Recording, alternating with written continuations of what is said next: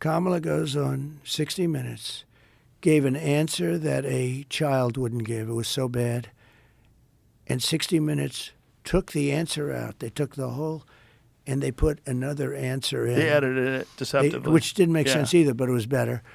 They took it wasn't editing. It was fraud. This was not editing. Editing is where I'll give an answer and they'll take a couple of words and change them around, or they might even take a sentence or two off, which is very bad.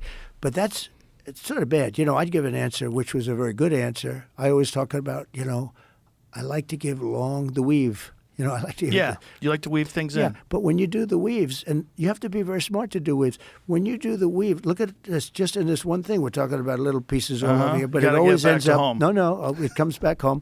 For the right people. For the wrong people, it doesn't come back home, and they end up in the wilderness, right?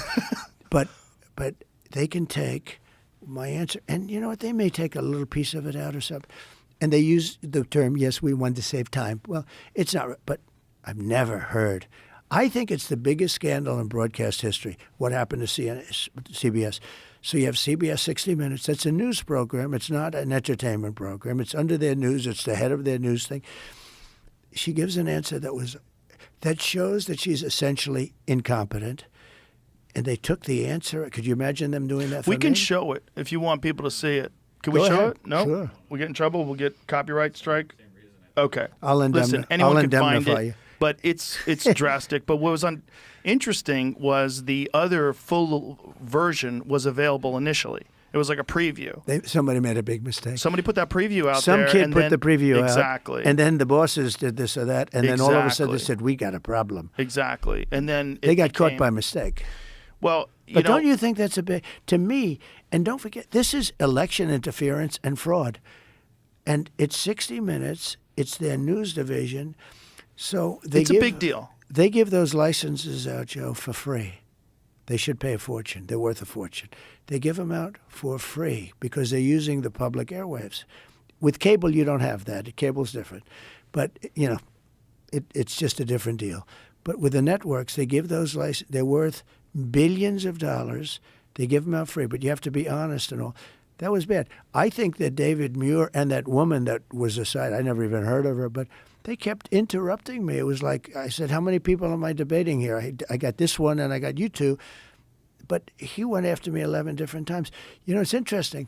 I always thought he was a nice guy, but he's just like the rest of them, Well, that's his job, unfortunately, and I'm sure but not when they're what they wrong. want. You're right. Well, the problem was they fact-checked you and they didn't fact-check her. And Not one of at the most all. egregious examples of that was when she said that there are no troops right now deployed in war zones. Yeah. There's a very famous viral video that went online of troops in a war zone saying, well, what the fuck are we then?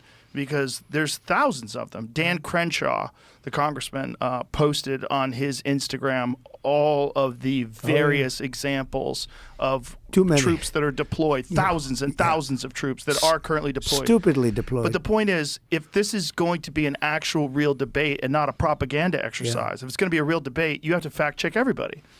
So if someone says maybe she after. thought there was no, Right. which is also a problem. So it's one of two things. It's either it was not true, it was a lie on purpose, which is terrible, or it was the opposite. It was ignorance, which is also terrible. Well, Joe, when I said crime is soaring, he said, no, crime has gone down. I said, where did you hear that one? Crime has gone down. I mean, I'm debating with this guy, but I've had that. Well, there was amended FBI statistics that came out after that showed that crime had gone up substantially. And by the way, the statistics were a fraud because when they put out the statistics, they didn't include some of the worst places. They didn't include some of the worst cities, some of the most deadly places.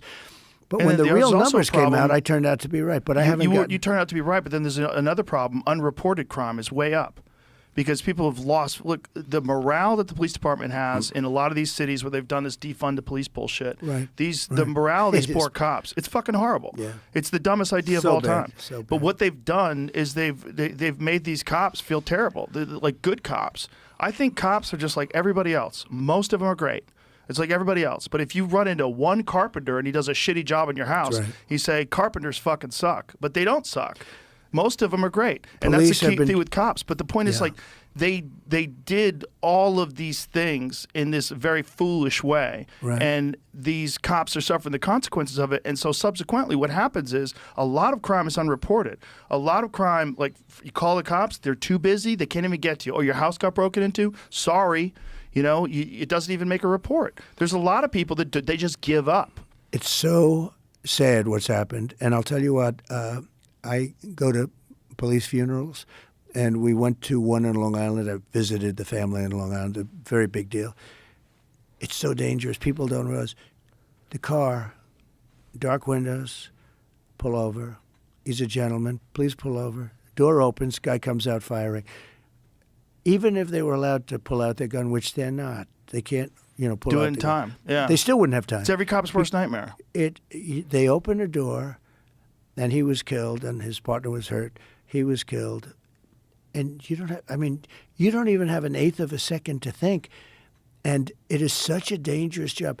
That in particular, think of it. You go up to a car, you don't know who's sitting there with a gun, and if they have a gun, you really don't have a chance. You're not allowed to have your gun out, by the way.